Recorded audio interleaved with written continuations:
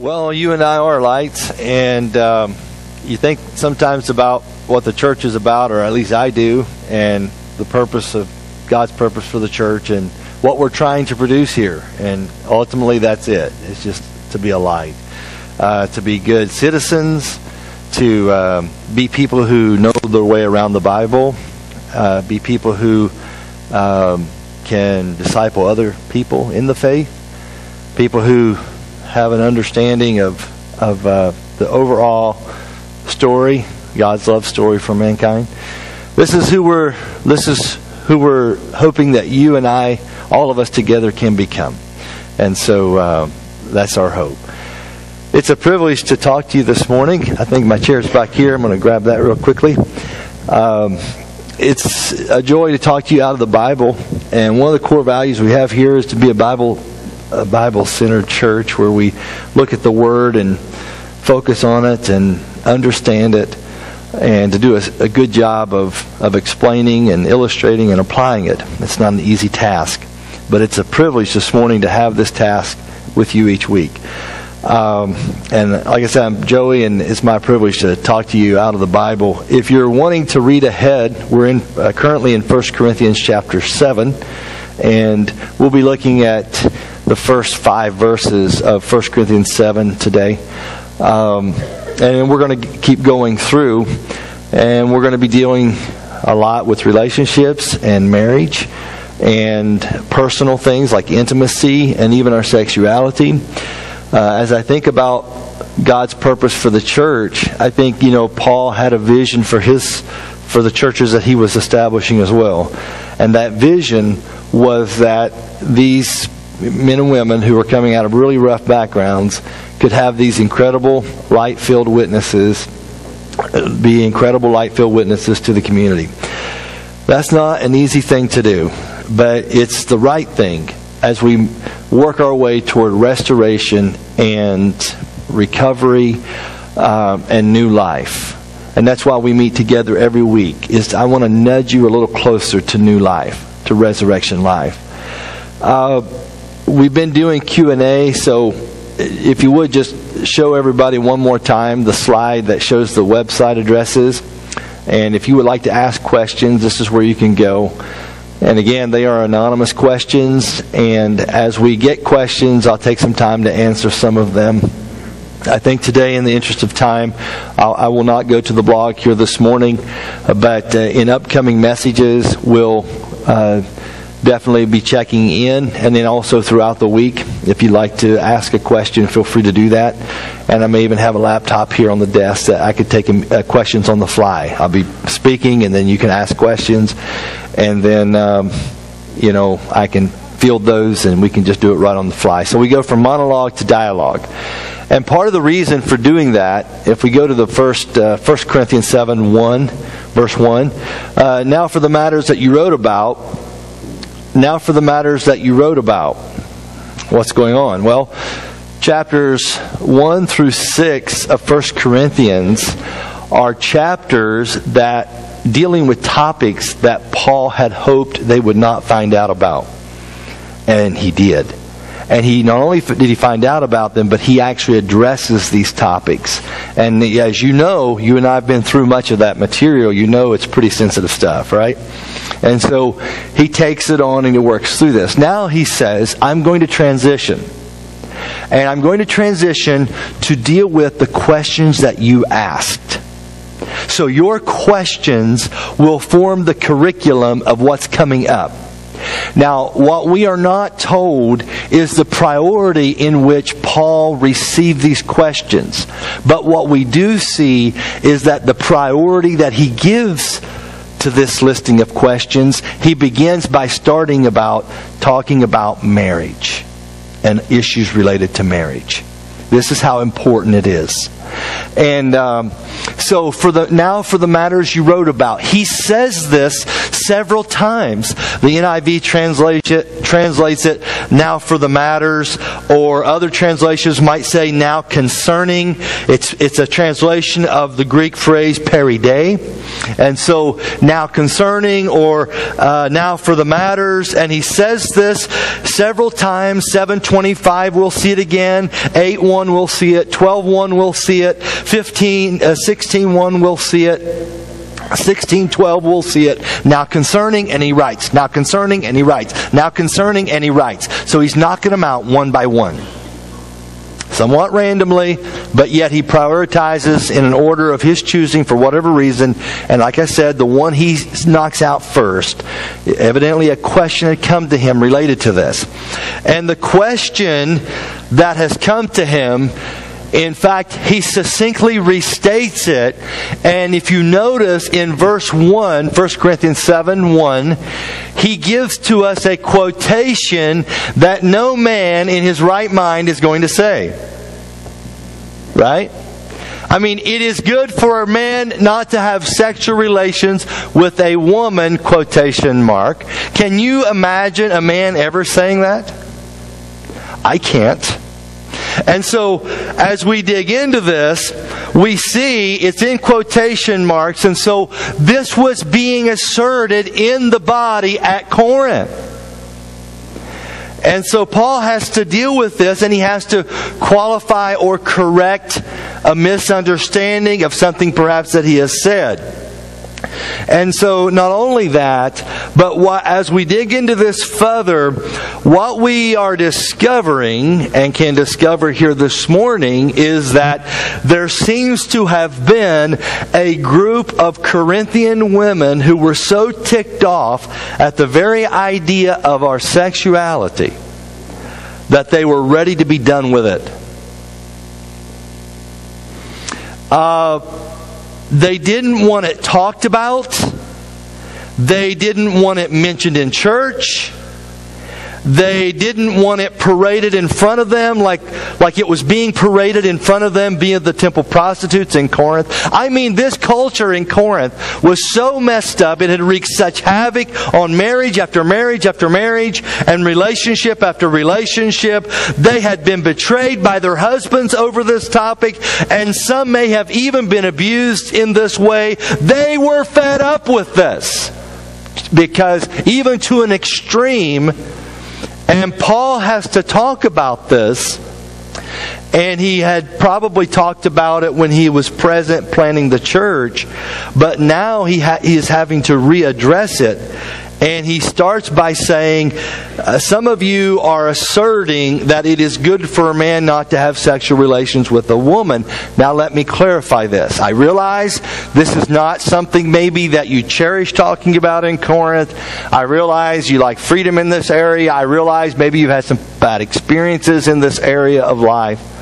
But it's something I need to qualify. And he goes on to qualify what he intended for them to understand, and also what they needed to learn from all of this. Okay? And as we see, if I quote it again and add a phrase to the end of the quote, then basically what you're going to see is that it is good for a man not to have sexual relations with a woman who isn't their spouse. There's the qualifying phrase. How do I know this? Let's read on verse 2. But since sexual immorality, porneia is the Greek word. And it's interesting here because it is actually porneus. It is plural. So, verse 2 says, but since sexual immoralities, we could say, that is, there were many heterosexual and homosexual acts that were taking place among the people. And the plural captures the enormity of this. Because, and since there are sexual immoralities, plural, occurring, it's rampant. And again, I don't think we realize how all-encompassing it was. Every sexual aberration or perversion happened in Corinth. Okay? And Paul was endeavoring to recover the sacredness of this gift from God that has been so twisted and maligned and misrepresented by fallen people. And so he says, since there are sexual immoralities occurring, it's not the only reason that you get married, but it certainly is one of the reasons. Each man, verse 2, should have sexual relations, all the men said, Amen. Each man should have sexual relations. The Bible endorses this gift. Okay?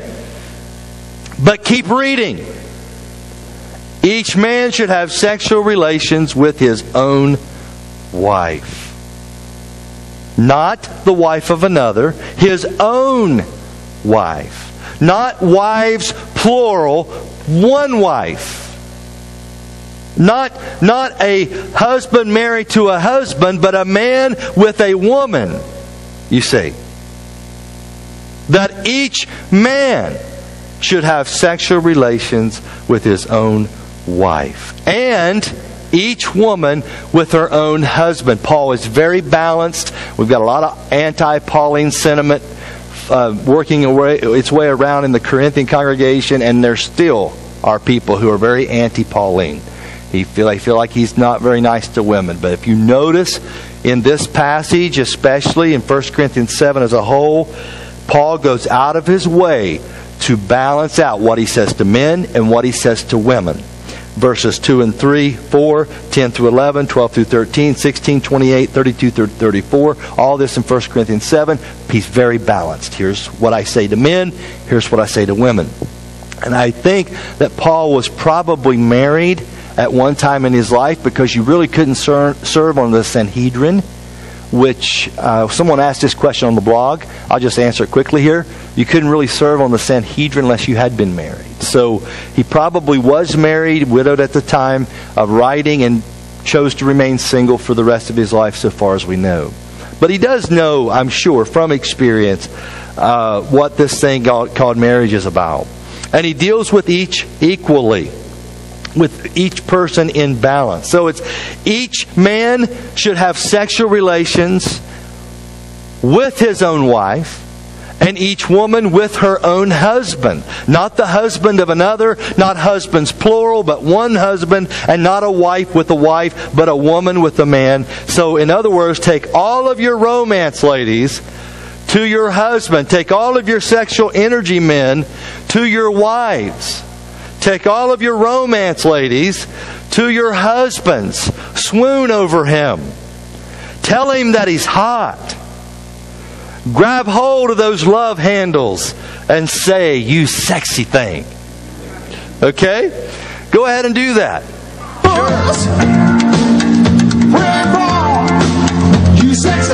Sure. That's what we want you to do. We got to have better marriages at Stonehill, right? And this is a part of it.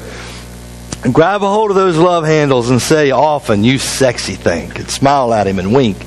And let him know. Give him a good look. Not the the look that sends daggers through his chest, but the good look that makes him feel like he's doing all right. Right? This is part of it. And so, using our sexuality any other way outside of these parameters that Paul is setting is seen to be as disobedient and destructive, and ultimately can be very detrimental to your relationships if you choose any other way. Now again, I don't write this stuff, I just deliver the mail. Okay? And so this morning, before you throw rocks at me and kick me out, just know that I buy in its entirety what Paul is teaching here. Completely. I do. It's right on. It squares with the experiences of life. So many personal stories of people can tell you. In fact, some of you even today probably could stand and say, "You know what?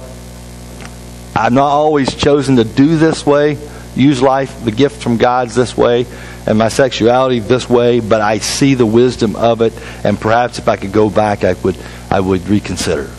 Listen, this makes it so clear, guys, that God's plan for families is one man and one woman, not polygamy, or a plurality of marital partners. It makes it so clear that God's plan is not heterosexual hookups, heterosexual non-marital hookups, and it is not homosexual or lesbian relationships or marriages. This is not God's plan. God wants you to be whole sexually, and the only way to be whole is to use this gift with your wife or your husband. not with another man or woman or child. And the assumption is that you don't have to, if you don't have this kind of relationship where you work through the intimacy things, a relationship that gives way to often to the act of marriage, that both of you will be vulnerable to making a mistake in this area of your life. And you're going to see this as we work our way through the passage. So the gift of our sexuality is not the only reason that we get married, but it certainly is part of God's plan for you to navigate the moral impurity of an age that has lost its bearings in this particular area of life. Verse 2 again. But since sexual immoralities, plural, is occurring, we get our word pornography from the Greek word porneas.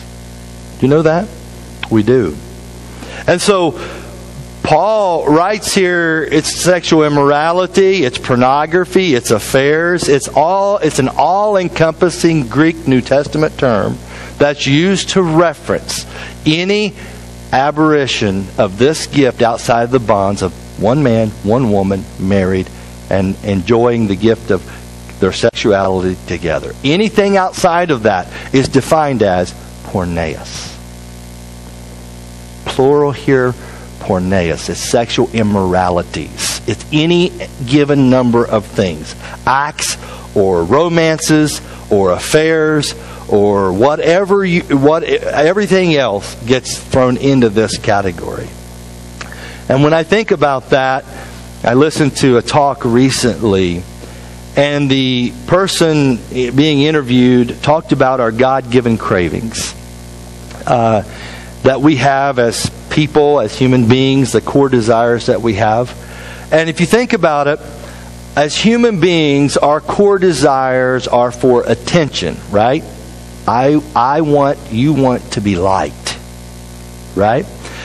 A core need is affection. I long to be enjoyed. A core need that we have is affirmation. We want to be adequate. We want to be sufficient. A core need that we have is acceptance. I long to belong. Satisfaction. I long to be full. Significance. I long to have an impact and to make an impact. Security. I long to be okay. And when we look at these core needs and we look at the porneas or the sexual immoralities that happen, we understand that there's promises being made that can't be fulfilled by this world of porneia or porneas. In fact, porn and even immorality promises validation of our personhood without requiring true strength. It promises intimacy without requiring risk. And I talked about intimacy last week. It promises sexual fulfillment without requiring relationship and the problems or blessings associated therewith. It promises passion and life without connection to your soul. It promises power over someone without responsibility. It promises comfort and care without depending on others. Porn doesn't require anything, but it takes everything from you. Self-respect, the longing to be affirmed as a truly good person, the need to be truly known rather than used, and it leaves you empty and broken. Paul saw this in the life of the Corinthians. And he saw this playing out in marriages.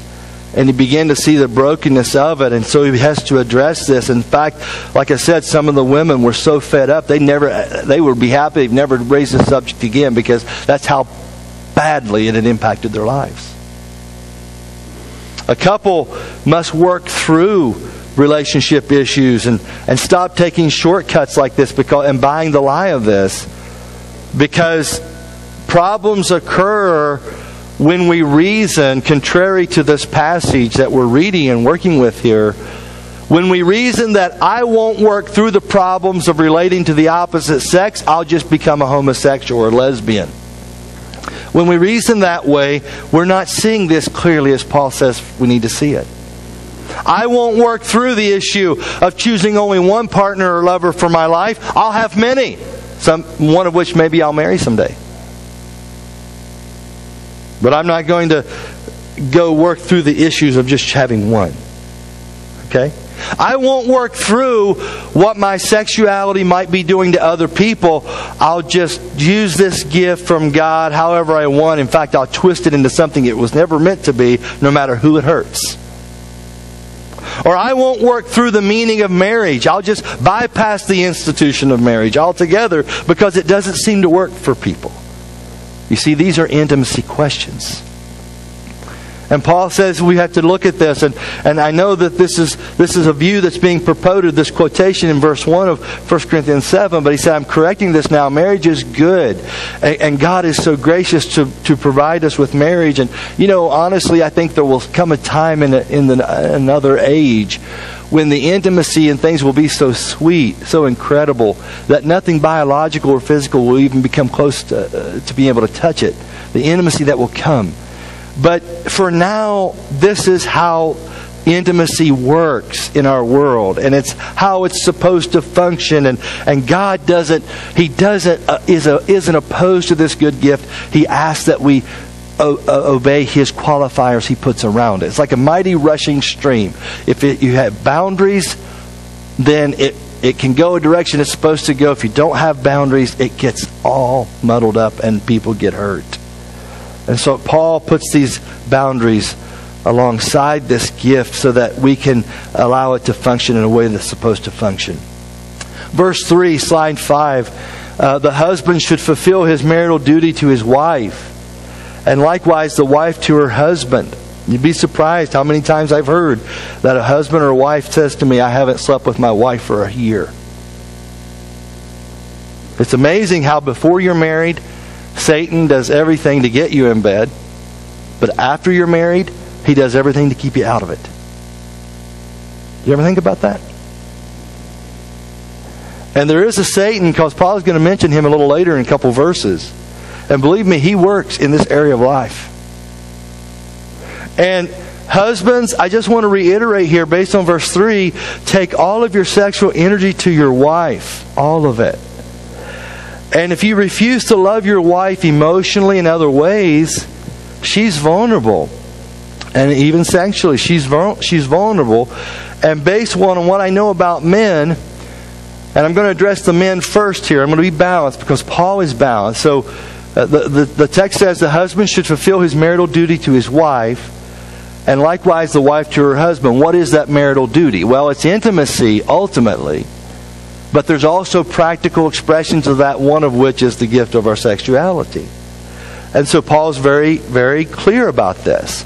And so guys, if we're not romancing our wives, chances are we will allow our attention to turn to other females who will pay attention to us.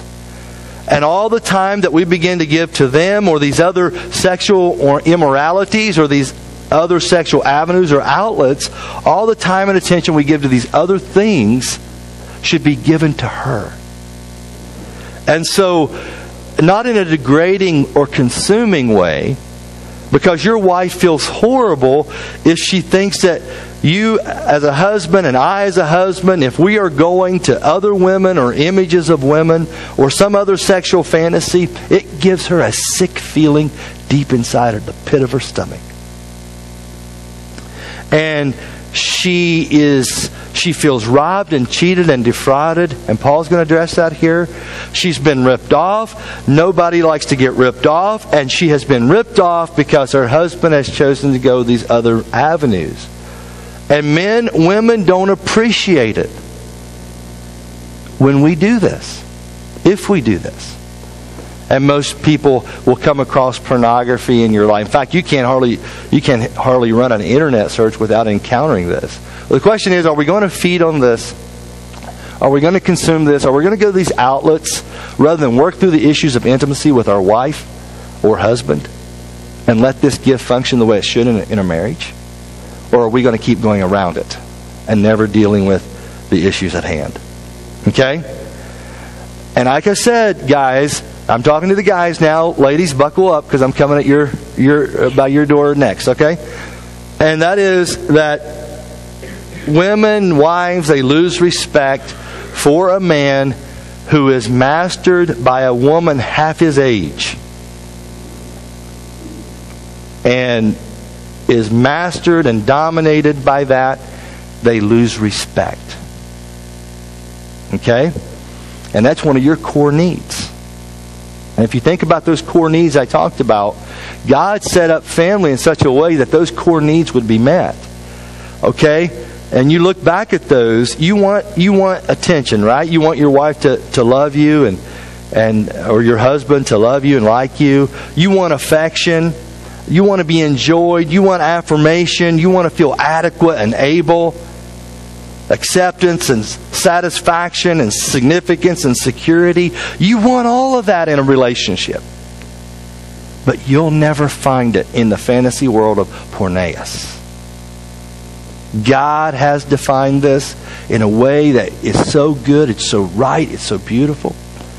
And you can find this deeper intimacy that you crave and these needs that you need met in your life. In fact, this gift gives you the gift of God when used like He's asked you to use it.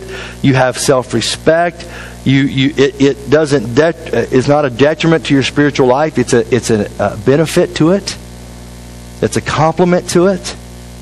And God can use marriage to shape you in a way that He'd like you to be shaped. Okay? And let me speak to men in general here, regardless of your marital status for a minute. If you make life all about sexual consumption, you become a relational lemon. And you might look really good, but there are problems in the engine that you don't know about. All right? And the tendency of men is to make this a primary thing in a relationship. And when you do, I'm using the idea or the word picture of a lemon from a guy by the name of Michael DeMarco. Slide 10, if you put that up for me. Slide 10. It's a book that he co-wrote with his wife, Haley. And he says that this was what happened in my life. He says, I became a lemon in all my relationships. And let me quote him. He said, over the course of one failed marriage in my early 20s, 2 decades of dating, and 3 live-in girlfriends, I became a signature lemon. You know what a lemon is, right? It's a car you get, you think it's going to be okay, but then it starts breaking down all the time. And then strangely enough, you wake up one morning and somebody pushed it over the cliff, right? All right. Well, some people handle lemons that way because nobody likes a lemon, right? Well, he said, I became one in my relationship. Okay? Let me quote him. He says, over the course of one failed marriage, he says, and I shared that, but he says, inevitably, and I could explain away the circumstances of my repair history to the latest love interest of my life. But inevitably, I would soon inexplicably break down, he says, leaving the other person broken as well. Stranded in the middle of nowhere with hitchhiking or calling the auto club her only prospect of getting back to relationship civilization. And not until I seriously took a hard look at who my actions said I was, instead of just my twisted view of who I hoped I was, did I finally get it, he says. Without pointing fingers at others, he says, I fell to my knees and I committed myself to the view of relationships and marriage the way God intended, one wife for life. And so guys, if you want to be a great husband, romance your wife, surprise your wife, interact with your wife, and if by chance she isn't your wife yet, how about working toward the idea of marriage? How about doing that? And how about doing this simply because you want to protect the intimacy of what's being created in the relationship? And so husbands, take all of your sexual energy to your wife. It's God's way to help you navigate. Not only navigate the sexual temptations of our day, but also to have a better marriage that God can use to shape you. Now, wives, take all of your craving for romance to your husband. Okay? And I can see it now. Well, what if my husband is not an Eric Ludy that we talked about last week? You know, the guy that hides behind furniture and whispers her name in the morning when she least expects it. Okay? Anybody try that this week? Nobody? Okay, you're probably thinking it's going to happen to me like you thought it was going to happen to you, right? Okay? What if my husband is not an Eric Ludy? What if there are no candles lit or rose petals on the carpet? What if, he's not inclined this way? Well, ladies, you have an opportunity to share with your husband why things are romantic to you and why it's special to you. And so it's your opportunity to share with him what is romantic to you. And to do that in a positive way, not a degrading way. Not like, you should know this. Or, I can't believe you haven't figured that out yet. Those are things that's like, well, I don't know that that's very productive. But I think, ladies, your craving is for romance. And what better way than have you define that? What that would look like to your husband and your relationship with him. Many women, for whatever reason, have decided to give up on men and just consume the romance novel. Did you know that? Some men have decided to give up on relationship with women, and they will consume porneus or any variety of sexual immorality, immoral expressions. And then women, on the other hand, are so fed up with men and their preoccupation with this particular topic that they get so upset with it, and they just don't want. It's not worth the effort. So we'll just lose ourselves in a graphic romance novel, and let's let that be what we enjoy. And I want to say something to you women here, okay? And most people are afraid to say it, but this morning, I think it's important that it needs to be said. It's just as offensive as a naked body on a screen when you lose yourself in a romance novel and refuse to romance your husband. Okay? And so, when the ladies get so upset with women who look at naked pictures or images, okay, and I'm not defending it, but what I'm saying is, what about the movie that you watched last week when you salivated over the actor who romanced the woman? Any amens from the ladies? Okay? Okay? Women are drawn to this fantasy world of fairy tale endings. And while male pornography is usually visually driven and depraved, female pornography is story driven and depraved. And in female pornography, the romantic love interest is always focused on the female. Always focused on the female, who wants the world to revolve around her and her alone in the story. And he exhausts all of his energies on pleasing the female. And the male has this undying love. There are sweet words. He performs heroic rescues. He makes her laugh. And he's never grumpy. Right? Haley DeMarco, on back to slide 10, defines it that way. And ladies, I'll just say to you, it really, really bothers your husband if you swoon over some other man with his shirt off. That bothers him. And husbands, you have been ripped off. Wives, you have been ripped off. Paul is trying to recover something here. Husbands, take all of your sexual energy to your wives. Wives, romance your husband. Haley DeMarco also tells her story of what she calls female pornography consumption. She says, a few years ago I went to a movie with my roommate. And it was an adventure movie in the footsteps of James Bond. She said it had murder, foreign intrigue, romance. And as the hero saved the world and the girl, she said, me and my girlfriend just sighed. And at the end of the movie, the male star met his leading lady in the ultimate romantic cabin in the woods. She says the room was divine. Animal skin rugs adorned the floors. Candles were the only light. Flower petals decorated the overstuffed bed. And she jumped into the arms of her love interest for a romantic time together. And she said the credits rolled, and my friend and I looked at each other and we breathed deeply. We bit our bottom lip, she says, and looked back to the screen as if hoping for just a little more. And the credits rolled, and they knew something had happened in that moment. You see, women, you know how it feels when you think your husband is looking at pornography or doing something illicit behind your back. You know that sick feeling you get in your gut? Okay? This is how a man feels when you swoon over Brad Pitt on some animal skin rug that Brad Pitt wouldn't have a clue how to make.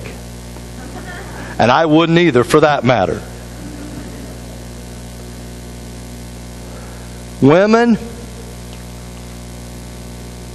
you have committed sexual immoralities, plural. Men, you have committed sexual immoralities, plural. Paul says as much. And the wife, verse 4, slide 5, does not have authority over her own body, but yields it to her husband. In the same way, the husband does not have authority over his own body, but yields it to his wife. It's not a you owe me proposition. The worst thing you can do, guys, is quote this verse and start making demands. I can just see it now.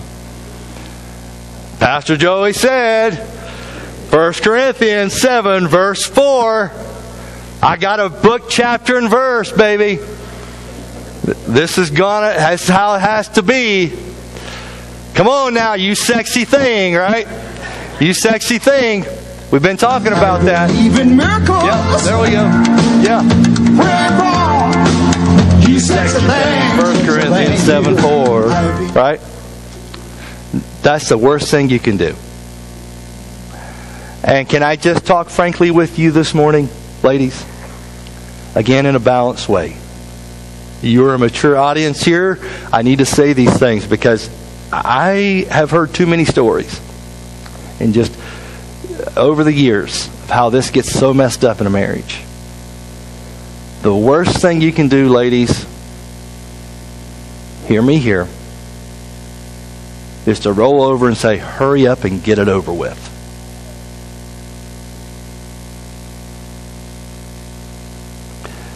See, I see a problem there. And Paul says, that's not the way it's supposed to go. Okay? Verse 5, he even says, slide 6, he says, do not deprive, a verb that's translated rob or steal or defraud. Do not deprive or steal from each other in this way, except perhaps by mutual consent for a time, okay, so that you may devote yourselves to prayer. Okay, so Paul says, this is, if you don't, if you're not intimate in your marriage, if you're not regularly coming together in a mutually acceptable way and time, that there may be seasons or temporary arrangements in your life that would necessitate a different arrangement other than that. And if you as a couple want to be prayer partners on something and you're at a stage in life, a situation where you need to dedicate a short period of time to this, then husbands, lead the way. Lead the way. But then he says, come together again so that Satan will not tempt you because of your lack of self-control. All right? So the point here is that any contemplated withdrawal from not just intimacy at large, but this special gift of our sexuality in marriage is not to be a permanent arrangement. And I can just hear someone say, well, Pastor, what about spiritual stuff? What about prayer? I mean, this is spiritual stuff. This is what I should be giving myself to, and maybe serving in the church and doing spiritual things. And you know what Paul says? What God says? He says, listen, there is no I do not want you substituting spiritual stuff for what should be happening in your marriage. Okay? Prayer is great. Spiritual growth is great. Loving the Lord is great. Serving on committees is great. Leading things is great. But when you have a great marriage, God is saying that's even better. Because from the great marriage, you can go on to do many wonderful things. You can pray and you can lead and you can be more effective in your life and your service if you will make sure that things are what they need to be on the home front. It's like God is saying, I like when you pray to me. I like it when you co-create a better future with me. I love it when the kingdom of Satan is driven back through your service. I love when you serve the church. But when you have this great marriage, it's like an answer to prayer. It's like your home becomes a place to be raised, to raise other Christ followers, to do kingdom work. When you have a great marriage, it's like Satan's work in the world is thwarted when married couples get along. God says if you love and prioritize your spouse, this will set you up, again, to do so much more. I want to hasten to some applications here. Number one, sex is a gift you give to your spouse often and with joy. If it's any other arrangement, take a closer look because it's not working right. Some of you, your greatest act of worship would not be coming forward and praying today. It would be going home and loving your spouse in a way that God has caused you to love them.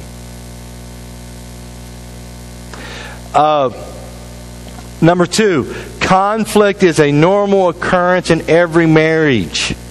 I like in verse 5, note the phrase, by mutual consent. Okay? It's a good way to do marriage on all issues, not just this issue, but by mutual consent. Can we work through the issues and can we come to a place where we can love each other and live with each other and work through this? One of the tools that I use is called a conflict card, and it's put together by the parents. Slide 8, if you would. Sometimes I don't know if we can magnify or not. It's kind of small, but sometimes, we're working through conflict. We're trying to figure out, again, not just this issue, but other issues. And this kind of helps a couple realize how serious the situation is, to measure where you and your spouse stand when conflict heats up. Like number one, I'm not enthusiastic, but it's no big deal to me. Do what you want. Number two is I don't see it the way you do, but I may be wrong. 3 is I don't agree, but I can live with it. 4 is I don't agree, but I'll let you have your way. Okay? The ante's going up a little, right? 5, I don't agree and cannot remain silent on this. 6, I don't approve. I need more time.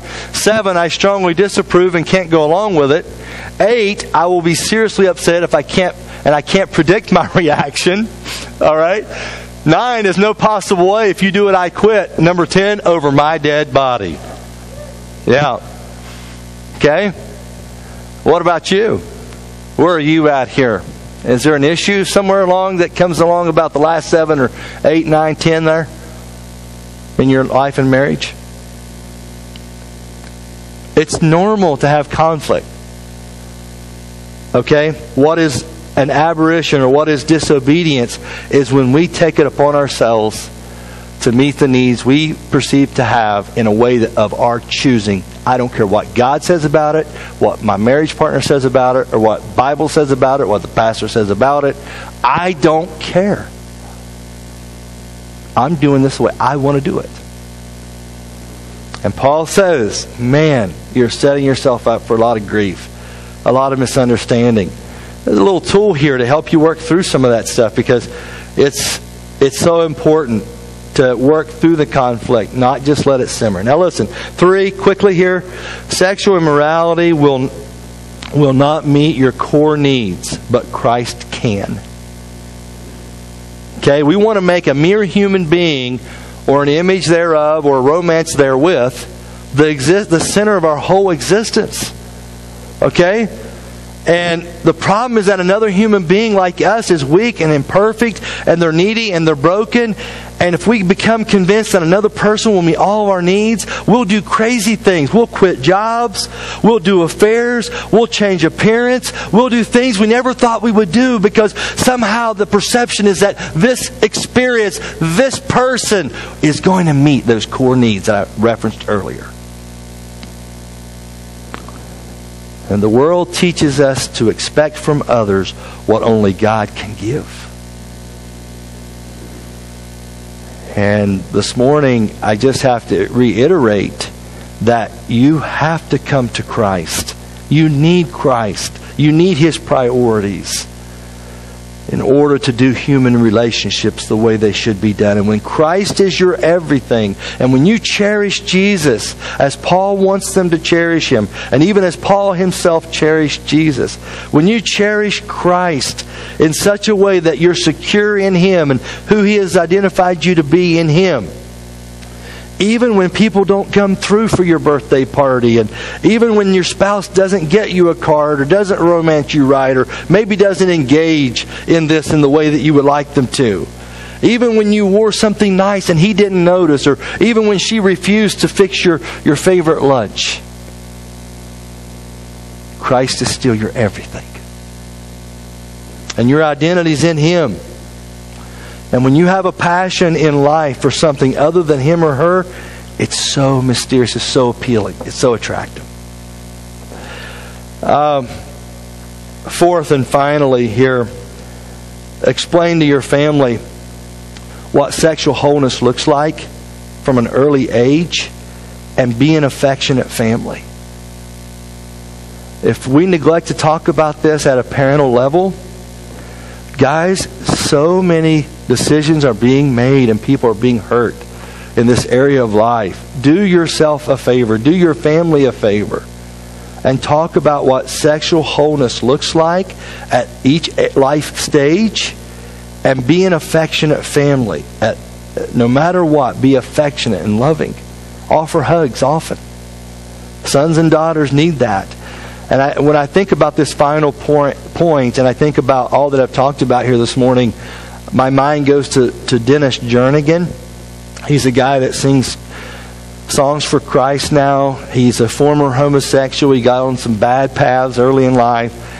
He's been married now for 30 or so years. He has 9 children. I think some of them have since married. Their family's expanded. Slide 13 is his family. Dennis Jernigan is the guy in front, down in the front there in the center. This guy was living a homosexual lifestyle. He got caught up in some sexual immorality, some porneia. And he says that, and we're going to watch his testimony here as we close today, but he says that we were not an affectionate family. And while I did feel affection from my mother, he says, I never remember receiving physical affection from my father or among my brothers and myself. So there was no physical affection. There was very little input. His dad probably never talked to him about his sexuality and the way to glorify God with it at the various life stages. So he was trying to figure this stuff out on his own. And every time he would go through a perceived lack of love or rejection from somebody, he transferred that over to his dad, who had hurt him deeply, and he just drove him away from his father. And it drove him to other people, even people of the same gender, to try to affirm who he was as a man. And because of all this thinking, he came to believe, and this behavior, he came to believe he really was a homosexual, and that was what he was supposed to be in life. I want you to watch his testimony. And then after we watch the testimony, he wrote and sings a song. And I'm just going to invite you as our closing today to sing this song along with him as it's played here on the video. Let's watch his story. The Lord set me free back in 1981. I thought that's the way I was. In fact, I'd given up. I had said, this is just the way I was born. I'm going to stop fighting it. I'm going to embrace it. And the minute I embraced it, I dived headlong into a relationship. I'm very ashamed to even admit that. But I gave myself to this life, and I expected peace to come. And first season, I guess it did. But after a while, I became so frustrated, felt so used all the time. I thought, well, this can't be right either. So I went on this incredible journey of discovery. I cut off this relationship I was in. I decided I'd go on to seminary, and then God began to speak to me 3 days before I was to go to seminary, because a friend called me and said, Dennis, the Lord's been speaking to me about you, which scared me to death, because I thought, man, the Lord does not speak to me about me, so what's he saying to this guy? Well, he said the Lord came to him in a dream, and in this dream God was giving me music, and people all over the world were singing the songs. And he said, to confirm it to you, my mom had the same dream this week. We'd like to know if you'd be interested in moving to Oklahoma City, live with us, give God a chance to work this in your life. So 3 days later, I'm living in Oklahoma City, driving a school bus to make a living. That's the only job I could find. But God's hand was all over that, because what it forced me to do was cry out to God in this sense. Here's homosexuality calling my name. I mean, I'm being tempted, dragged that way all the time. Here's my friend telling me the things the Lord's telling him. So I'm being pulled in two opposing directions, and a double-minded man is unstable in all his ways. I didn't know what to do. I thought, I'm losing my mind. So after my morning bus routes, I'd take my Bible, go to my friend's piano, open to Psalm 1, because I remembered the stories of King Saul when he was beset by those evil spirits. They'd send for that shepherd boy to come and play, and I imagined David just worshipped there, and it says the enemy would flee, so I thought, I'll do that for myself. I opened to Psalm 1 and literally began singing through the Psalms. And after a while of singing, I've literally sung through the Psalms, I realized David committed adultery, David committed murder, yet David's commemorated as being a man after God's own heart, and I thought, I want that. And if you can do that for David, Lord, do it for me. There were a series of events. This friend who had the dream found out what I was struggling with and confronted me, but he confronted me in love. I'd never had anyone respond to me this way at all.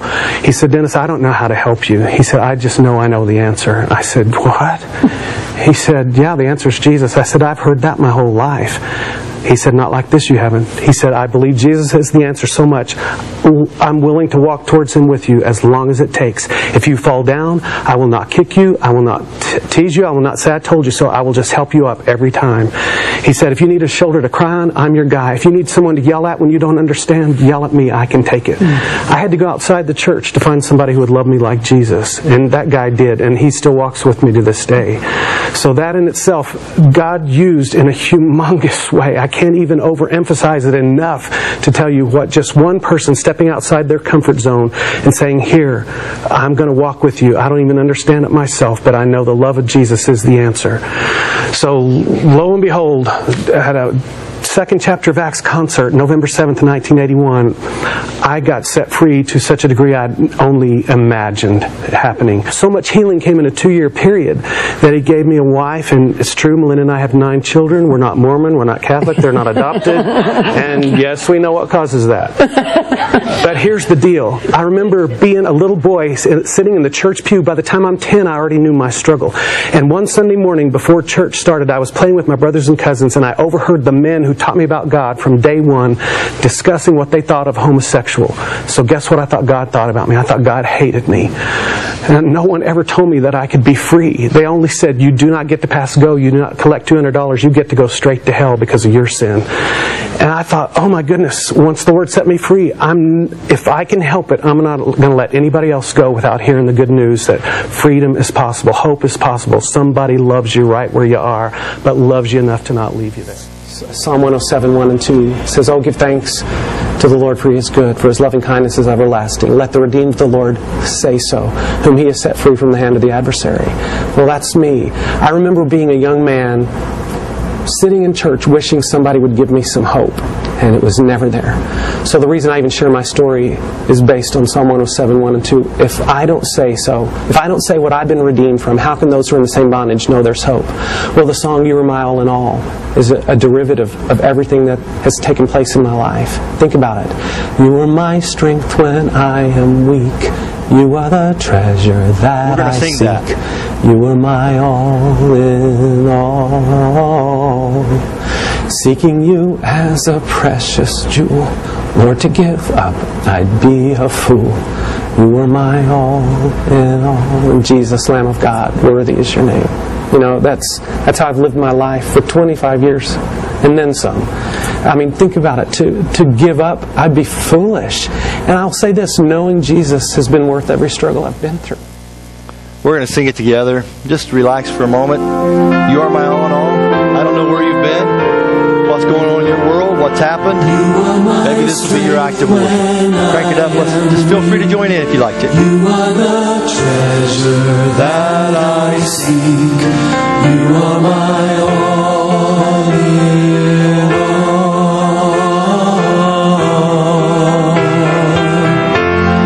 Seeking you as a precious jewel, Lord, to give up I'd be a fool.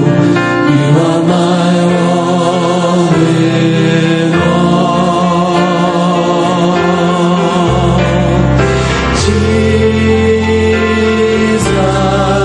Jesus, Lamb of God,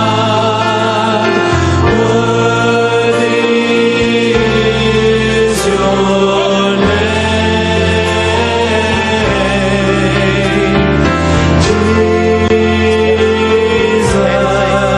Jesus, Lamb of God, worthy is your name. Want to raise your hands? Go ahead. Testifying to His grace in your life. Taking my sin, my cross, my shame, rising again, I bless your name. You are my all in all.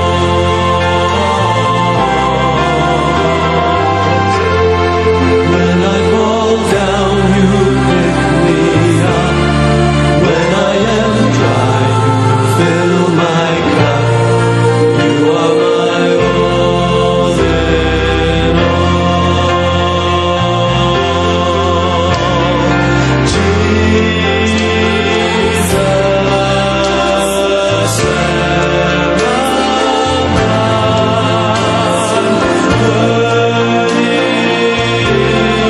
your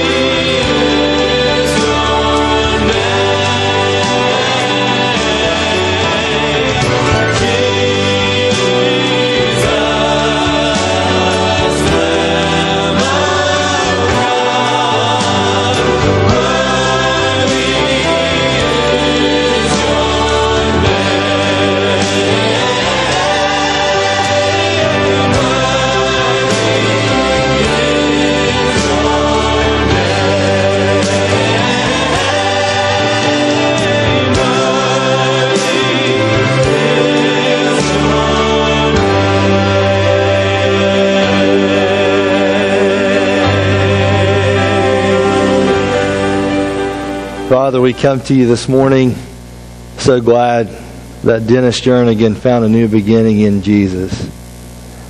Cherishing Him so much as to write a song such as that.